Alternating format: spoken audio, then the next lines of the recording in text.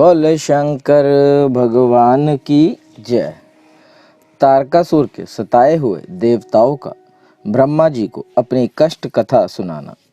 ब्रह्मा जी का उन्हें पार्वती के साथ शिव के विवाह के लिए उद्योग करने का आदेश देना। ब्रह्मा जी के समझाने से तारकासुर का स्वर्ग को छोड़ना और देवताओं का वहां रहकर लक्ष्य सिद्धि के लिए यत्नशील होना।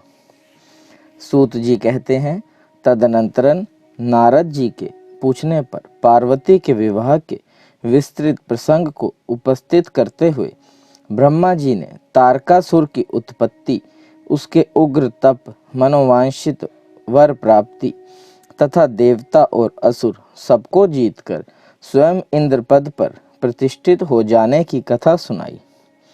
तत्पश्चात ब्रह्मा जी ने कहा, तारकासुर तीनों लोकों को अपने वश में करके जब स्वयं इंद्र हो गया, तब उसके समान दूसरा कोई शासक नहीं रह गया।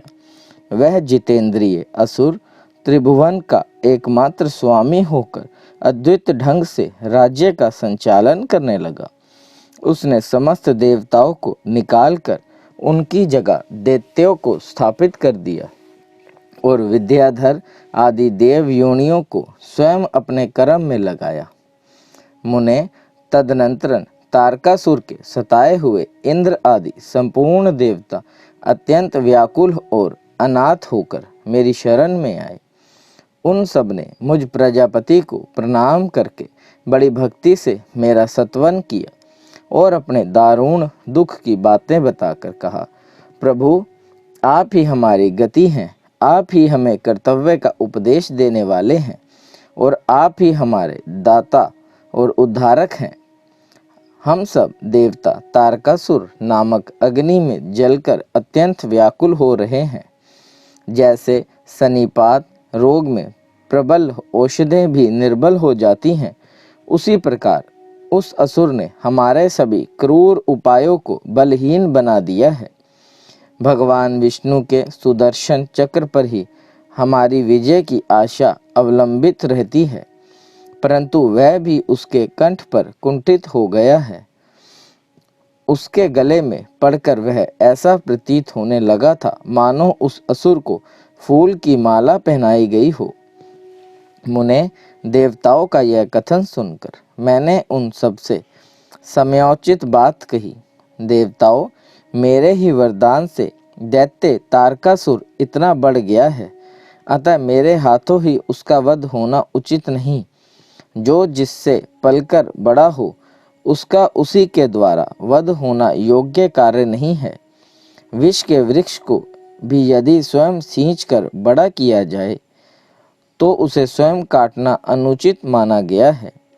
तुम लोगों को सारा कार्य करने के योग्य भगवान शंकर है, किंतु वे तुम्हारे कहने पर भी स्वयं उस असुर का सामना नहीं कर सकते। तारक, दैत्य स्वयं अपने पाप से नष्ट होगा। मैं जैसा उपदेश करता हूँ, तुम वैसा कार्य करो। मेरे वर के प्रभाव से ना मैं तारकासुर का वध कर सकता हूँ, ना भगवान विष्णु कर सकते हैं और ना भगवान शंकर ही उसका वध कर सकते हैं। दूसरा कोई वीर पुरुष अथवा सारे देवता मिलकर भी उसे नहीं मार सकते। यह मैं सत्य कहता हूँ। देवताओं, यदि शिवजी जी के वीर्य से कोई पुत्र उत्पन्न हो, तो वही तारक दैत्य का वध कर सकता है, दूसरा नहीं।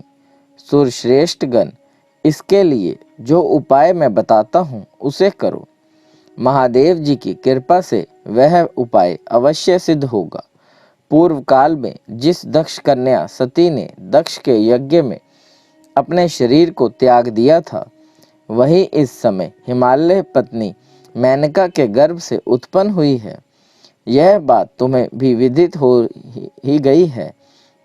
महादेव जी उस कन्या का पानी ग्रहण अवश्य करेंगे, तथापि देवताओं, तुम स्वयं भी इसके लिए प्रयत्न करो।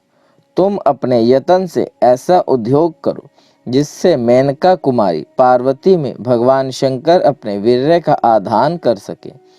भगवान शंकर ऊर्ध्वरेता है, उनका वीर्य ऊपर की ओर उठा हुआ है।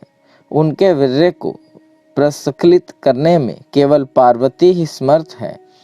दूसरी कोई अबला अपनी शक्ति से ऐसा नहीं कर सकती। गिरिराज की पुत्री वे पार्वती इस समय युवा अवस्था में प्रवेश कर चुकी है और हिमालय पर तपस्या में लगे हुए महादेव जी के प्रतिदिन सेवा करती है। अपने पिता हिमवान के कहने से काली शिवा अपनी 2 सखियों के साथ ध्यान पारायण परमेश्वर शिव की साग्रह सेवा करती है। तीनों लोकों में सबसे अधिक सुंदरी पार्वती शिव की सामने रहकर प्रतिदिन उनकी पूजा करती है। तथापि वे ध्यान मगन महेश्वर मन से भी ध्यानहीन स्थिति में नहीं आते, अर्थात ध्यान भंग करके पार्वती की ओर देखने का विचार भी मन में नहीं लाते। देवताओं, चंद्रशेखर शिव जिस प्रकार काली को अपनी भार्या बनाने की इच्छा करे, वैसी चेष्टा तुम लोग शीघ्र ही प्रयत्न पूर्वक करो। मैं उस दैत्य के स्थान पर जाकर तारकासुर को बुरे हट से हटाने की चेष्टा करूंगा। अतः अब तुम लोग अपने स्थान को जाओ। नारद देवताओं से ऐसा कहकर मैं शीघ्र ही तारकासुर से मिला और बड़े प्रेम से बुलाकर मैंने उससे इस प्रकार कहा, तारक, यह स्वर्ग हमारे तेज का सार तत्व है, परंतु तुम यहाँ के राज्य का पालन कर रहे हो, जिसके लिए तुमने उत्तम तपस्या की थी, उससे अधिक चाहने लगे हो। मैंने तुम्हें इससे छोटा ही वर दिया था, स्वर्ग का राज्य कदापि नहीं दिया था, इसलिए तुम स्वर्ग को छोड़कर पृथ्वी पर राज्य करो। असुर श्रेष्ठ, देवताओं के योग्य जितने भी कार्य हैं वे सब तुम्हें वहीं सुलभ होंगे, इसमें अन्यथा विचार करने की आवश्यकता नहीं है। ऐसा कहकर उस असुर को समझाने के बाद मैं शिवा और शिव का स्मरण करके वहां से अदृश्य हो गया। तारकासुर भी स्वर्ग को छोड़कर पृथ्वी पर आ गया और शोणितपुर में रहकर वह राज्य करने लगा। फिर सब देवता भी मेरी बात सुनकर मुझे प्रणाम करके इंद्र के साथ प्रसन्नता पूर्वक बड़ी सावधानी के साथ इंद्रलोक में गए। वहां जाकर परस्पर मिलकर आपस में सलाह करके वे सब देवता इंद्र से प्रेम पूर्वक बोले, भगवान शिव की शिवा में जैसे भी काम मूलक रुचि हो, वैसा ब्रह्मा जी का बताया हुआ सारा प्रयत्न आपको करना चाहिए। इस प्रकार देवराज इंद्र से संपूर्ण वृत्तांत निवेदन करके वे देवता प्रसन्नता पूर्वक सब और अपने अपने स्थान पर चले गए। बोल शंकर भगवान की जय। इंद्र द्वारा काम का स्मरण, उसके साथ उनकी बातचीत तथा उनके कहने से काम का शिव को मोहने के लिए प्रस्थान। ब्रह्मा जी कहते हैं, नारद, देवताओं के चले जाने पर दुरात्मा तारक दैत्य से पीड़ित हुए इंद्र ने कामदेव का स्मरण किया। कामदेव तत्काल वहां आ पहुंचे। तब इंद्र ने मित्रता का धर्म बतलाते हुए काम से कहा, मित्र, कालवशता मुझ पर असाध्य दुख आ पड़ा है, उसे तुम्हारे बिना कोई भी दूर नहीं कर सकता। दाता की परीक्षा दुर्भिक्ष में, शूरवीर की परीक्षा रणभूमि में, मित्र की परीक्षा आपत्ति काल में तथा स्त्रियों के कुल की परीक्षा पति के असमर्थ हो जाने पर होती है। तात संकट पड़ने पर विनय की परीक्षा होती है और परोक्ष में सत्य एवं उत्तम स्नेह की, अन्यथा नहीं। यह मैंने सच्ची बात कही है। मित्रवर, इस समय मुझ पर जो विपत्ति आई है उसका निवारण दूसरे किसी से नहीं हो सकता, अतः आज तुम्हारी परीक्षा हो जाएगी। यह कार्य केवल मेरा ही है और मुझे ही सुख देने वाला है, ऐसी बात नहीं, अपितु यह समस्त देवता आदि का कार्य है, इसमें संशय नहीं है। इंद्र की यह बात सुनकर कामदेव मुस्कुराया और प्रेम पूर्ण गंभीर वाणी में बोला। काम ने कहा, देवराज, आप ऐसी बात क्यों कहते हैं? मैं आपको उत्तर नहीं दे रहा, आवश्यक निवेदन मात्र कर रहा हूँ। लोक में कौन उपकारी मित्र है और कौन बनावटी, यह स्वयं देखने की वस्तु है, कहने की नहीं। जो संकट के समय बहुत बातें करता है वह काम क्या करेगा। तथापि महाराज प्रभु, मैं कुछ कहता हूँ, उसे सुनिए। मित्र, जो आपके इंद्र पद को छीनने के लिए दारुण तपस्या कर रहा है, आपके उस शत्रु को मैं सर्वथा तपस्या से भ्रष्ट कर दूंगा। जो काम जिससे पूरा हो सके, बुद्धिमान पुरुष उसी काम में लगाए। मेरे योग्य जो कार्य हो वह सब आप मेरे जिम्मे कीजिए। ब्रह्मा जी कहते हैं, कामदेव का यह कथन सुनकर इंद्र बड़े प्रसन्न हुए। वे कामनियों के सुख देने वाले काम को प्रणाम करके उससे इस प्रकार बोले। इंद्र ने कहा, तात मनोभाव, मैंने अपने मन में जिस कार्य को पूर्ण करने का उद्देश्य रखा है उसे सिद्ध करने में केवल तुम ही समर्थ हो। दूसरे किसी से उस कार्य का होना संभव नहीं है। मित्रवर, मनोभाव काम जिसके लिए आज तुम्हारी सहयोग की अपेक्षा हुई है उसे ठीक ठीक बता रहा हूँ, सुनो। तारक नाम से प्रसिद्ध जो महान दैत्य है वह ब्रह्मा जी का अद्वित वर पाकर अजय हो गया है और सभी को दुख दे रहा है। वह सारे संसार को पीड़ा दे रहा है।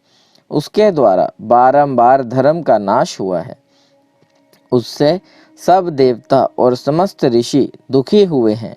संपूर्ण देवताओं ने पहले उसके साथ अपनी पूरी शक्ति लगाकर युद्ध किया था, परंतु उसके ऊपर सबके अस्त्र शस्त्र निष्फल हो गए।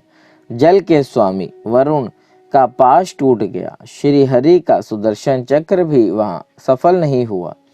श्री विष्णु ने उसके कंठ पर चक्र चलाया, किंतु वह वहां कुंठित हो गया। ब्रह्मा जी ने महायोगीश्वर भगवान शंभु के वीर्य से उत्पन्न हुए बालक के हाथ से इस दुरात्मा दैत्य की मृत्यु बताई है। यह कार्य तुम्हें अच्छी तरह और प्रयत्न पूर्वक करना चाहिए। मित्रवर, उसको हो जाने से हम दोनों देवताओं को बड़ा सुख मिलेगा। भगवान शंभु गिरिराज हिमालय पर उत्तम तपस्या में लगे हैं। वे हमारे भी प्रभु हैं, कामना के वश में नहीं हैं, स्वतंत्र परमेश्वर हैं। मैंने सुना है कि गिरिराज नंदिनी पार्वती पिता की आज्ञा पाकर अपनी 2 सखियों के साथ उनके समीप रहकर उनकी सेवा में रहती है। उनका यह प्रयत्न महादेव जी को पति रूप में प्राप्त करने के लिए ही है। परंतु भगवान शिव अपने मन को संयम नियम में वश में रखते हैं। मार जिस तरह भी हो सके उनकी पार्वती में अत्यंत रुचि हो जाए, तुम्हें वैसा ही प्रयत्न करना चाहिए। यही कार्य करके तुम कृतार्थ हो जाओगे और हमारा सारा दुख नष्ट हो जाएगा। इतना ही नहीं, लोक में तुम्हारा स्थायी प्रताप फैल जाएगा। ब्रह्मा जी कहते हैं, नारद, इंद्र के ऐसा कहने पर कामदेव का मुखारविंद प्रसन्नता से खिल उठा। उसने देवराज से प्रेम पूर्वक कहा, मैं इस कार्य को करूँगा, इसमें संशय नहीं है। ऐसा कहकर शिव की माया से मोहित हुए काम ने उस कार्य के लिए स्वीकृति दे दी और शीघ्र ही उसका भार ले लिया। वह अपनी पत्नी रति और वसंत को साथ ले बड़ी प्रसन्नता के साथ उस स्थान पर गया जहाँ साक्षात योगीश्वर शिव उत्तम तपस्या कर रहे थे। बोले शंकर भगवान की जय। रुद्र के त्रयांगनी से काम का भस्म होना, रति का विलाप, देवताओं की प्रार्थना से शिव का काम को द्वापर में प्रधुमन रूप से नूतन शरीर की प्राप्ति के लिए वर देना और रति का शंभर नगर में जाना। ब्रह्मा जी कहते हैं, मुने, काम अपने साथी वसंत आदि को लेकर वहां पहुंचा। उसने भगवान शिव पर अपने बाण चलाए। तब शंकर जी के मन में पार्वती के प्रति आकर्षण होने लगा और उनका धैर्य छूटने लगा। अपने धैर्य का हास्य होता देख महायोगी महेश्वर अत्यंत विस्मित हो मन ही मन इस प्रकार चिंतन करने लगे। शिव बोले, मैं तो उत्तम तपस्या कर रहा था उसमें विघन कैसा आ गया? किस कुकर्मी ने यहाँ मेरे चित्त में विकार पैदा कर दिया? इस तरह विचार करके सत्पुरुषों के आश्रयदाता महायोगी परमेश्वर शिव शंकर शंका युक्त हो संपूर्ण दिशाओं की ओर देखने लगे। इसी समय वाम भाग में बाण खींचे हुए खड़े कामदेव उन पर दृष्टि डाल रहे थे। वह मूढ़चित्त मदन अपनी शक्ति के घमंड में आकर पुनः अपना बाण छोड़ने ही चाहता था। नारद इस अवस्था में काम पर दृष्टि पड़ते ही परमात्मा गिरीश को तत्काल रोष चढ़ आया। मुने उधर आकाश में बाण सहित धनुष लिए खड़े हुए काम ने भगवान शंकर पर अपना अमोघ अस्त्र छोड़ दिया, जिसका निवारण करना बहुत कठिन था। परंतु परमात्मा शिव पर वह अमोघ अस्त्र भी मोघ व्यर्थ हो गया। कुपित हुए परमेश्वर के पास जाते ही शांत हो गया। भगवान शिव पर अपने अस्त्र के व्यर्थ हो जाने पर मनमंथ काम को बड़ा भय हुआ। भगवान मृत्युंजय को सामने देखकर वह कांप उठा और इंद्र आदि समस्त देवताओं का स्मरण करने लगा। मुनि श्रेष्ठ अपना प्रयास निष्फल हो जाने पर काम भय से व्याकुल हो उठा। मुनीश्वर कामदेव के स्मरण करने पर वे इंद्र आदि सब देवता वहां आ पहुँचे और शंभु को प्रणाम करके उनकी स्तुति करने लगे। देवता स्तुति कर ही रहे थे कि कुपित हुए भगवान हर के ललाट के मध्य भाग में स्थित तृतीय नेत्र से बड़ी भारी आग तत्काल प्रकट हो निकली। उसकी ज्वालाएं ऊपर की ओर उठ रही थी। वह आग धूं धूं करके जलने लगी। उसकी प्रभा प्रलयांगिनी के समान जान पड़ती थी। वह आग तुरंत ही आकाश में उछली और पृथ्वी पर गिर पड़ी। फिर अपने चारों ओर चक्र काटती हुई धराशायिनी हो गई। साधो भगवान क्षमा कीजिए, क्षमा कीजिए। यह बात जब तक देवताओं के मुख से निकले तब तक ही उस आग ने कामदेव को जलाकर भस्म कर दिया। उस वीर कामदेव के मारे जाने पर देवताओं को बड़ा दुख हुआ। वे व्याकुल हो, हाय यह क्या हुआ, ऐसा कह कहकर जोर जोर से चित्कार करते हुए रोने बिखरने लगे। उस समय विकृत चित हुई पार्वती का सारा शरीर सफेद पड़ गया। काटो तो खून नहीं, वे सखियों को साथ ले अपने भवन को चली गई।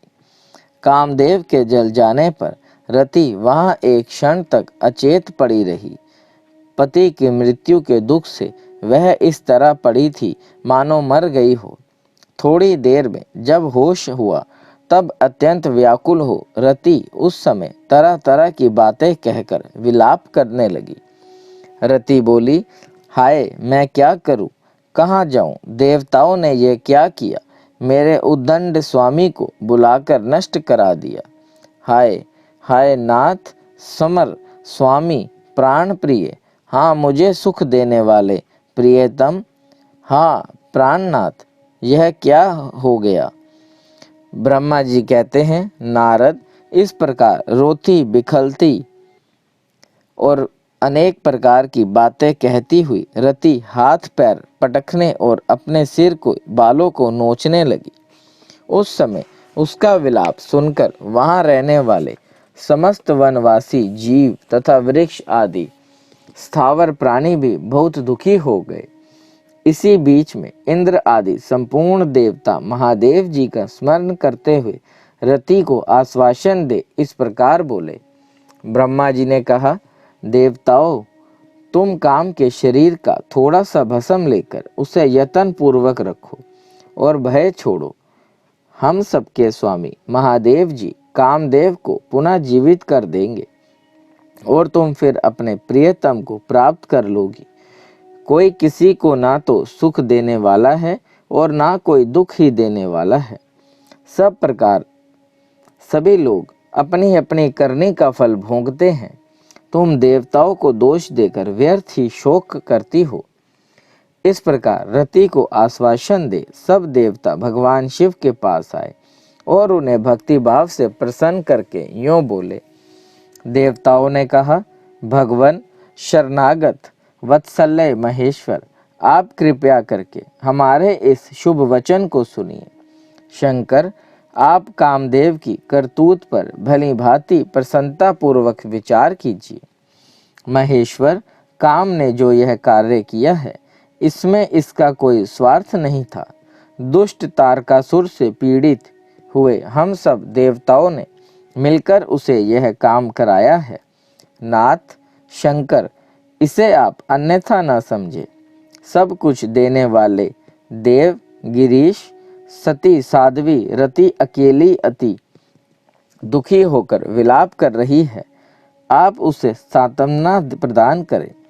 शंकर, यदि इस क्रोध के द्वारा आपने कामदेव को मार डाला तो हम यही समझेंगे कि आप देवताओं सहित समस्त प्राणियों का अभिसंहार कर डालना चाहते हैं।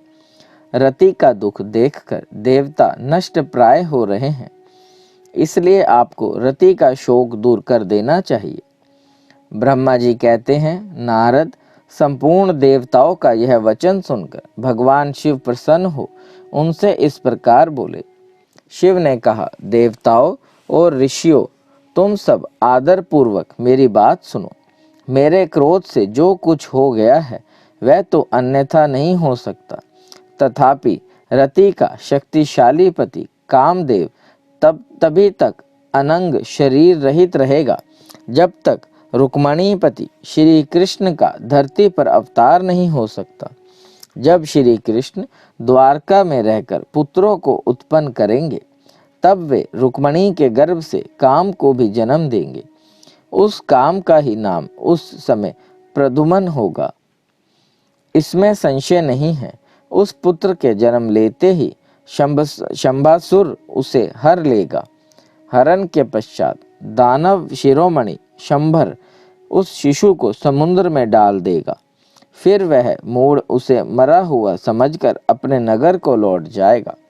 रते, उस समय तक तुम्हें शंभासुर के नगर में सुखपूर्वक निवास करना चाहिए। वहीं तुम्हें अपने पति प्रद्युम्न की प्राप्ति होगी। वहां तुमसे मिलकर काम युद्ध में शंभासुर का वध करेगा और सुखी होगा। देवताओं, प्रद्युम्न नामधारी काम अपनी कामिनी रति को तथा शंभासुर के धन को लेकर उसके साथ पुनः नगर में जाएगा। मेरा यह कथन सर्वथा सत्य होगा।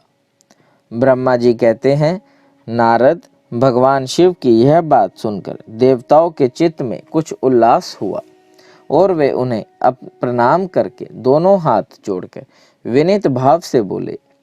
देवताओं ने कहा, देव देव महादेव करुणा सागर प्रभु, आप कामदेव को शीघ्र जीवन दान दें तथा रति के प्राणों की रक्षा करें। देवताओं की यह बात सुनकर सबके स्वामी करुणा सागर परमेश्वर शिव पुनः प्रसन्न होकर बोले, देवताओं, मैं बहुत प्रसन्न हूँ। मैं काम को सबके हृदय में जीवित कर दूंगा। वह सदा मेरा गण होकर विहार करेगा। अब अपने स्थान को जाओ, मैं तुम्हारे सुख और दुख का सर्वथा नाश करूंगा। ऐसा कहकर रुद्रदेव उस समय स्तुति करने वाले देवताओं के देखते देखते अंतर्ध्यान हो गया। देवताओं का विस्मय दूर हो गया और वे सब के सब प्रसन्न हो गए। मुने तदनंतरन रुद्र की बात पर भरोसा करके स्थिर हुए रहने वाले देवताओं को उनका कथन सुनाकर आश्वासन दे अपने अपने स्थान को चले गए। मुनीश्वर काम पत्नी रति शिव के बताए हुए शंभर नगर को चली गई तथा रुद्रदेव ने जो समय बताया था उसकी प्रतीक्षा करने लगी। बोले शंकर भगवान की जय। ब्रह्मा जी का शिव की क्रोधांगनी को वडवानल की संज्ञा दे समुद्र में स्थापित करके संसार के भय को दूर करना, शिव के विरह से पार्वती का शोक तथा नारद जी के द्वारा उन्हें तपस्या के लिए उपदेश पूर्वक पंचाक्षर मंत्र की प्राप्ति। ब्रह्मा जी कहते हैं, नारद, जब भगवान रुद्र के तीसरे नेत्र से प्रकट हुए अग्नि ने कामदेव को शीघ्र जलाकर भस्म कर दिया तब वह बिना किसी प्रयोजन के ही प्रज्वलित हो सब ओर फैलने लगी। इससे चराचर प्राणियों सहित तीनों लोकों में महान हाहाकार मच गया। तात संपूर्ण देवता और ऋषि तुरंत मेरी शरण में आए। उन सब ने अत्यंत व्याकुल होकर मस्तक झुका दोनों हाथ जोड़ मुझे प्रणाम किया और मेरी स्तुति करके वह दुख निवेदन किया। वह सुनकर मैं भगवान शिव का स्मरण करके उसके हेतु का भली भांति विचार कर तीनों लोकों की रक्षा के लिए विनीत भाव से वहां पहुंचा। वह अग्नि ज्वाला मालाओं से अत्यंत उद्दीप्त हो जगत को जला देने के लिए उद्यत थी, परंतु भगवान शिव की कृपा से प्राप्त हुए उत्तम तेज के द्वारा मैंने उसे तत्काल स्तंभित कर दिया। मुने, त्रिलोकी को दग्ध करने की इच्छा रखने वाली उस क्रोधमय अग्नि को मैंने एक ऐसे घोड़े के रूप में परिणत कर दिया जिसके मुख से सौम्य ज्वाला प्रकट हो रही थी। भगवान शिव की इच्छा से उस वाडव शरीर घोड़े वाली अग्नि को लेकर मैं लोकहित के लिए समुद्र तट पर गया। मुने, मुझे आया देख समुद्र एक दिव्य पुरुष का रूप धारण करके हाथ जोड़े हुए मेरे पास आए। मुझ संपूर्ण लोकों के पितामह की भली भांति विधिवत स्तुति वंदना करके सिंधु ने मुझसे प्रसन्नता पूर्वक कहा। सागर बोले, सर्वेश्वर ब्रह्मा, आप यहाँ किस लिए पधारे हैं? मुझे अपना सेवक समझकर इस बात को प्रीति पूर्वक कहिए। सागर की बात सुनकर भगवान शंकर का स्मरण करके लोकहित का ध्यान रखते हुए मैंने उससे प्रसन्नता पूर्वक कहा, तात समुद्र, तुम बड़े बुद्धिमान और संपूर्ण लोकों के हितकारी हो। मैं शिव की इच्छा से प्रेरित हो हार्दिक प्रीति पूर्वक तुमसे कह रहा हूँ, यह भगवान महेश्वर का क्रोध है जो महान शक्तिशाली अश्व के रूप में यहाँ उपस्थित है। यह कामदेव को दग्ध करके तुरंत ही संपूर्ण जगत को भस्म करने के लिए उद्यत हो गया था। यह देख पीड़ित हुए देवताओं की प्रार्थना से मैं शंकरेच्छावश वहां गया और इस अग्नि को स्तंभित किया। फिर इसने घोड़े का रूप धारण किया और मैं इसे लेकर यहाँ आया। जलाधर में जगत पर दया करके तुम्हें यह आदेश दे रहा हूँ, इस महेश्वर के क्रोध को जो वाडव का रूप धारण करके मुख से ज्वाला प्रकट करता हुआ खड़ा है, तुम प्रलय काल प्रयत्न धारण किए रहो। सरिपत्तपते, जब मैं यहाँ आकर वास करूँगा तब तुम भगवान शंकर के इस अद्भुत क्रोध को छोड़ देना। तुम्हारा जल ही प्रतिदिन इसका भोजन होगा। तुम यत्न पूर्वक इसे ऊपर ही धारण किए रहना, जिससे यह तुम्हारी अनंत जल राशि के भीतर ना चला जाए। ब्रह्मा जी कहते हैं, नारद, मेरे ऐसा कहने पर समुद्र ने रुद्र की क्रोधांगनी रूप वडवानल को धारण करना स्वीकार कर लिया, जो दूसरों के लिए असंभव था। तदनंतरन वह वडवांगिन समुद्र में प्रविष्ट हुई और ज्वाला मालाओं से प्रज्वलित हो सागर की जल राशि का दहन करने लगा। मुने, इससे संतुष्ट चित्त होकर मैं अपने लोक को चला आया और वह दिव्य रूपधारी समुद्र मुझे प्रणाम करके अदृश्य हो गया। महामुने, रुद्र की उस क्रोधांगनी के भय से छूटकर संपूर्ण जगत स्वस्थता का अनुभव करने लगा और देवता तथा मुनि सुखी हो गए। नारद जी बोले, दयानिधे मदन दहन के पश्चात गिरिराज नंदिनी पार्वती देवी ने क्या किया? वे अपनी दोनों सखियों के साथ कहाँ गई? यह सब मुझे बताइए। ब्रह्मा जी कहते हैं, भगवान शंकर के नेत्र से उत्पन्न हुई आग ने जब कामदेव को दग्ध किया, तब वहाँ महान अद्भुत शब्द प्रकट हुआ, जिससे सारा आकाश गूंज उठा।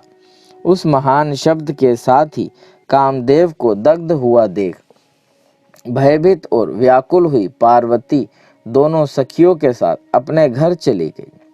उस शब्द से परिवार सहित हिमवान भी बड़े विस्मय में पड़ गए और वहां गई हुई अपनी पुत्री का स्मरण करके उन्हें बड़ा क्लेश हुआ। इतने में ही पार्वती दूर से आती हुई दिखाई दी। वे शंभू के विरह से रो रही थी। अपनी पुत्री को अत्यंत विलह हुई देख शैलराज हिमवान को बड़ा शौक हुआ और वे शीघ्र ही उसके पास जा पहुँचे। फिर हाथ से उसकी दोनों आंखें पोंछकर बोले, शिवे डरो मत, रो मत। ऐसा कहकर अचलेश्वर हिमवान ने अत्यंत विलह हुई पार्वती को शीघ्र ही गोद में उठा लिया और उसे सांत्वना देते हुए वे अपने घर ले आए। कामदेव का दाह करके महादेव जी अदृश्य हो गए थे। अत्यंत और अतः उनके विरह से पार्वती अत्यंत व्याकुल हो उठी थी। उन्हें कहीं भी सुख या शांति नहीं मिलती थी। पिता के घर जाकर जब वे अपनी माता से मिली, उस समय पार्वती शिवा ने अपना नया जन्म हुआ माना। वे अपने रूप की निंदा करने लगी और बोली, हाय मैं मारी गई। सखियों के समझाने पर भी वे गिरिराज कुमारी कुछ समझ नहीं पाती थी। वे सोते जागते, खाते पीते, नहाते धोते, चलते फिरते और सखियों के बीच में खड़े होते समय भी कभी किंचन मात्र भी सुख का अनुभव नहीं करती थी। मेरे स्वरूप को तथा जन्म कर्म को भी धिक्कार है, ऐसा कहती हुई वे सदा महादेव जी के प्रत्येक चेष्टा का चिंतन करती थी। इस प्रकार पार्वती भगवान शिव के विरह से मन ही मन अत्यंत क्लेश का अनुभव करती और किंचन मात्र भी सुख प्राप्त नहीं कर पा रही थी। वे सदा शिव शिव का जप किया करती थी। शरीर से पिता के घर में रहकर भी वे चित्त से पिनाक पानी भगवान शंकर के पास पहुंची रहती थी। तात शिवा शोक मगन हो बारंबार मूर्छित हो जाती थी।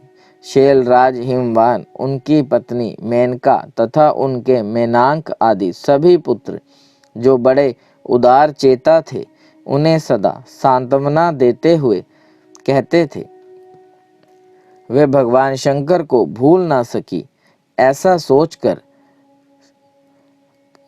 कृपा बनाए रहने के लिए सदैव उनके चरणाविंदों का ध्यान करती रहती थी। बुद्धिमान देवेश्वर तदनंतरन एक दिन इंद्र की प्रेरणा से इच्छा अनुसार घूमते हुए तुम हिमालय पर्वत पर आए। उस समय महात्मा हिमवान ने तुम्हारा स्वागत सत्कार किया और कुशल मंगल पूछा। फिर तुम उनके दिए हुए उत्तम आसन पर बैठे। तदनंतरन शैलराज ने अपनी कन्या के चरित्र का आरंभ से ही वर्णन किया। किस तरह उसने महादेव जी की सेवा आरंभ की और किस तरह उनके द्वारा कामदेव का दहन हुआ, यह सब कुछ बताया। मुने, यह सब सुनकर तुमने गिरिराज से कहा, शैलेश्वर भगवान शिव का भजन करो। फिर उनसे विदा लेकर तुम उठे और मन ही मन शिव का स्मरण करके शैलराज को शीघ्र छोड़कर एकांत में काली के पास आ गए। मुने, तुम लोकोपकारी ज्ञानी तथा शिव के प्रिय भक्त हो, समस्त ज्ञानवानों के शिरोमणि हो, अतः काली के पास उसे संबोधित करके उसी के हित में स्थित हो उससे सादर यह सत्य वचन बोले। नारद जी ने कहा, कालिके तुम मेरी बात सुनो। मैं दयावश सच्ची बात कह रहा हूँ। मेरा वचन तुम्हारे लिए सर्वथा हितकारक, निर्दोष तथा उत्तम काम्य वस्तुओं को देने वाला होगा। तुमने यहाँ महादेव जी की सेवा अवश्य की थी, परंतु वह बिना तपस्या के गर्वयुक्त होकर की थी। दीनों पर अनुग्रह करने वाले शिव ने तुम्हारे उसी गर्व को नष्ट किया है। शिवे, तुम्हारे स्वामी महेश्वर विरक्त और महायोगी हैं।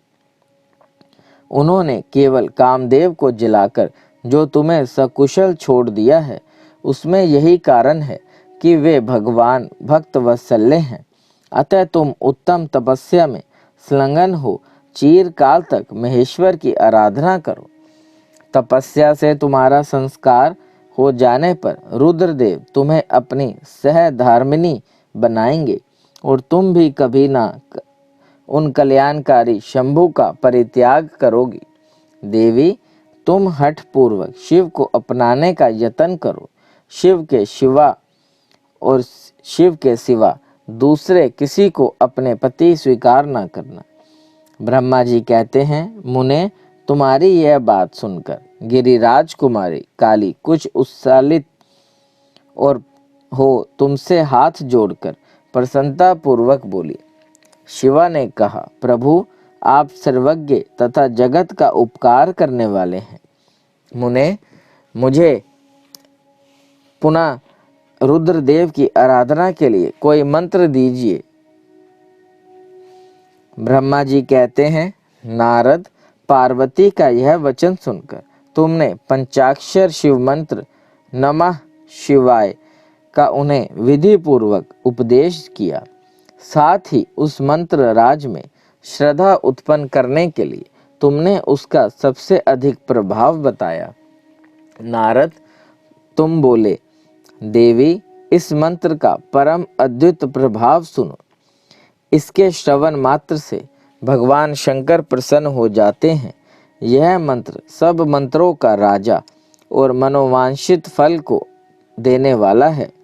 भगवान शंकर को बहुत ही प्रिय है तथा साधक को भोग और मोक्ष देने में समर्थ है। सौभाग्यशालिनी, इस मंत्र का विधि पूर्वक जप करने से तुम्हारे द्वारा आधारित हुए भगवान शिव अवश्य ही और शीघ्र तुम्हारी आंखों के सामने प्रकट हो जाएंगे। शिवे, शौच संतोषवादी नियमों में तत्पर रहकर भगवान शिव के स्वरूप का चिंतन करती हुई तुम पंचाक्षर मंत्र का जप करो। इससे आराध्य देव शिव शीघ्र ही संतुष्ट हो जाएंगे। साध्वी, इस तरह तपस्या करो। तपस्या से महेश्वर वश में हो सकते हैं। तपस्या से ही सबको मनोवांछित फल की प्राप्ति होती है, अन्यथा नहीं। ब्रह्मा जी कहते हैं, नारद, तुम भगवान शिव के प्रिय भक्त और इच्छा अनुसार विचरने वाले हो। तुमने काली से उपयुक्त बात कहकर देवताओं के हित में तत्पर हो स्वर्गलोक को प्रस्थान किया। तुम्हारी बात सुनकर उस समय पार्वती बहुत प्रसन्न हुई और उन्हें परम उत्तम पंचाक्षर मंत्र प्राप्त हो गया था। बोले शंकर भगवान की जय। श्री शिव की आराधना के लिए पार्वती की दुष्कर तपस्या। ब्रह्मा जी कहते हैं, देवऋषि, तुम्हारे चले जाने पर प्रफुल्ल चित्त हुई पार्वती ने महादेव जी को तपस्या से ही साध्य माना और तपस्या के लिए ही मन में निश्चय किया। तब उन्होंने अपनी सखी जया और विजया के द्वारा पिता हिमालय और माता मैना से आज्ञा मांगी। पिता ने तो स्वीकार कर लिया, परंतु माता मैना ने स्नेहवश उनके प्रकार से समझाया और अनेक प्रकार से समझाने के बाद घर से दूर वन में जाकर तप करने से पुत्री को रोका। मैना ने तपस्या के लिए वन में जाने से रोकते हुए, ओ माँ, बाहर ना जाओ, ऐसा कहा। इसलिए उस समय शिवा का नाम उमा हो गया। मुने, शैलराज की प्यारी पत्नी मैना ने रोकने से शिवा को दुखी हुई जान अपना विचार बदल दिया और तपस्वी पार्वती को तपस्या के लिए जाने की आज्ञा दे दी। मुनि श्रेष्ठ, माता की वह आज्ञा पाकर उत्तम व्रत का पालन करने वाली पार्वती ने भगवान शंकर का स्मरण करके अपने मन में बड़े सुख का अनुभव किया। माता पिता को प्रसन्नता पूर्वक प्रणाम करके शिव के स्मरण पूर्वक दोनों सखियों के साथ वह तपस्या करने के लिए चली गई। अनेक प्रकार के प्रिय वस्त्रों का परित्याग करके पार्वती ने कटी प्रदेश में सुंदर मूंज की मेखला बांध शीघ्र ही वक्लक धारण कर लिया। हार की परिहार करके उत्तम मृग चर्म को हृदय से लगाया। तत्पश्चात वे तपस्या के लिए गंगोत्री तीर्थ की ओर चली, जहाँ ध्यान लगाते हुए भगवान शंकर ने कामदेव को दग्ध किया था। हिमालय का वह शिखर गंगावतरण के नाम से प्रसिद्ध है। वहीं परम उत्तम श्रृंगी तीर्थ में पार्वती ने तपस्या आरंभ की। गौरी के तप करने से ही उसका गौरी शिखर नाम हो गया। मुने शिवा ने अपने तप की परीक्षा के लिए वहां बहुत से सुंदर एवं पवित्र वृक्ष लगाए, जो फल देने वाले थे। सुंदरी पार्वती ने पहले भूमि शुद्ध करके वहां एक वेदी का निर्माण किया। तदनंतर ऐसी तपस्या आरंभ की जो मुनियों के लिए भी दुष्कर थी। वे मन सहित संपूर्ण इंद्रियों को शीघ्र ही काबू में करके उस वेदी पर उच्च कोटि की तपस्या करने लगी। ग्रीष्म ऋतु में अपने चारों ओर दिन रात आग जलाए रखकर वे बीच में बैठती और निरंतर पंचाक्षर मंत्र का जप करती रहती थी। वर्षा ऋतु में वेदी पर सुस्थिर आसन से बैठकर अथवा किसी पत्थर की चट्टान पर ही आसन लगाकर वे निरंतर वर्षा की जलधारा से भीगती रहती थी। शीतकाल में निराहार रहकर भगवान शंकर के भजन में तत्पर हो वे सदा शीतल जल के भीतर खड़ी रहती तथा रात भर बर्फ की चट्टानों पर बैठा करती थी। इस प्रकार तप करती हुई पंचाक्षर मंत्र के जप में संलग्न हो शिवा संपूर्ण मनोवांछित फलों के दाता शिव का ध्यान करती थी। प्रतिदिन अवकाश मिलने पर वे सखियों के साथ अपने लगाए हुए वृक्षों को प्रसन्नता पूर्वक सींचती और वहां पधारे हुए अतिथि का तातिथ्य सत्कार भी करती थी। शुद्ध चित्त वाली पार्वती ने प्रचंड आंधी, कड़ाके की सर्दी, अनेक प्रकार की वर्षा और दुस्सह धूप का भी सेवन किया। उनके वहां नाना प्रकार के दुख आए, परंतु उन्होंने उन सबको कुछ नहीं गिना। मुने वे केवल शिव में मन लगाकर वहां सुस्थिर भाव से खड़ी या बैठी रहती थी। उनका पहला फल फलाहार में बीता और दूसरा वर्ष केवल पत्ते चबाकर बिताया। इस तरह तपस्या करती हुई देवी पार्वती ने क्रमशः असंख्य वर्ष व्यतीत कर दिए। तदनंतर हिमवान की पुत्री शिवा देवी पत्ते खाकर भी छोड़कर निस्वार्थ सर्वथा निराहार रहने लगी। तो भी तत्पश्चात में उनका अनुराग बढ़ता ही गया। हिमालय पुत्री शिवा ने भोजन के लिए प्रण कर भी त्याग कर दिया, इसलिए देवताओं ने उनका नाम अपर्णा रख दिया। इसके बाद पार्वती भगवान शिव के स्मरण पूर्वक एक पैर से खड़ी हो पंचाक्षर मंत्र का जप करती हुई बड़ी भारी तपस्या करने लगी। उनके अंग चीर और वकल से ढके थे। वे मस्तक पर जटाओं का समूह धारण किए रहती थी। इस प्रकार शिव के चिंतन में लगी हुई पार्वती ने अपनी तपस्या के द्वारा मुनियों को जीत लिया। उस तपोवन में महेश्वर के चिंतन पूर्वक तपस्या करती हुई काली के 3000 वर्ष बीत गए।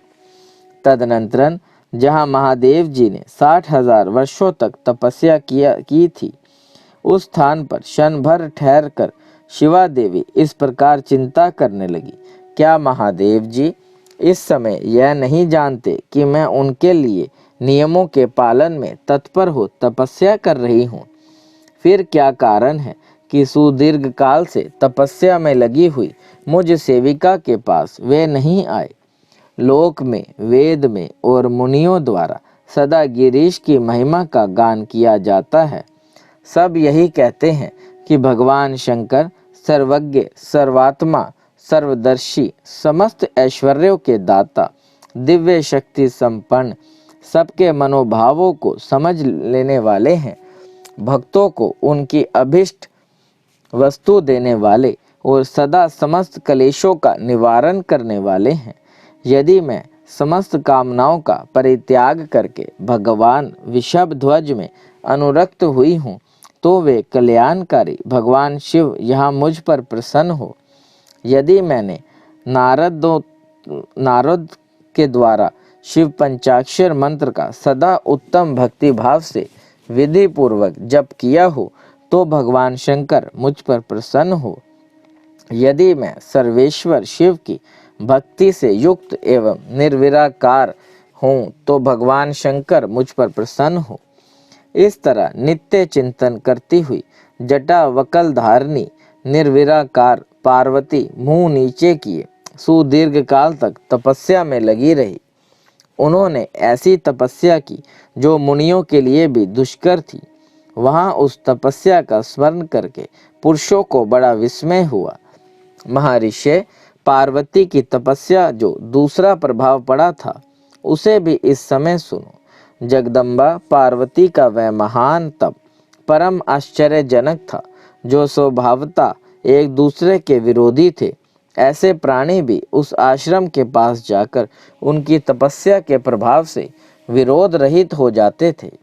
सिंह और गौ आदि सदा रागादि दोषों से संयुक्त रहने वाले पशु भी पार्वती के तप की महिमा से वहां परस्पर बाधा नहीं पहुंचाते थे। मुनि श्रेष्ठ, इनके अतिरिक्त जो स्वभावतः एक दूसरे के वैरी हैं, वे चूहे बिल्ली आदि दूसरे जीव भी उस आश्रम पर कभी रोष आदि विकारों से युक्त नहीं रहते थे। वहां के सभी वृक्षों में सदा फल लगे रहते थे। भांति भांति के तृण और विचित्र पुष्प उस वन की शोभा बढ़ाते थे। वहां का सारा वन प्रांत कैलाश के समान हो गया। पार्वती की तप की सिद्धि का साकार रूप बन गया। बोल महाकालेश्वर बाबा की जय। देव देव महादेव करुणा निधान भक्त वत्सल्य शिव शंकर भोलेनाथ प्रसन्न होइए करुणा निधान पिनाक पाणी परमेश्वर परमात्मा सर्व सर्वांग हर हर महादेव। देव देव महादेव करुणा निधान भक्त वत्सल्य शिव शंकर भोलेनाथ प्रसन्न होइए सदैव अपने चरणाविंदों में लगाए रखे, सद्बुद्धि प्रदान करे। सृष्टि के कर्ता धर्ता संहार हरता आपसे ही जीवन आपसे ही मरण महादेव। बच्चा पुलनहार तुसी बख्शनहार बारंबार दंडवत प्रणाम। त्रिलोकीनाथ सदैव अपने चरणाविंदों में लगाए रखे, सद्बुद्धि प्रदान करे। हर हर महादेव।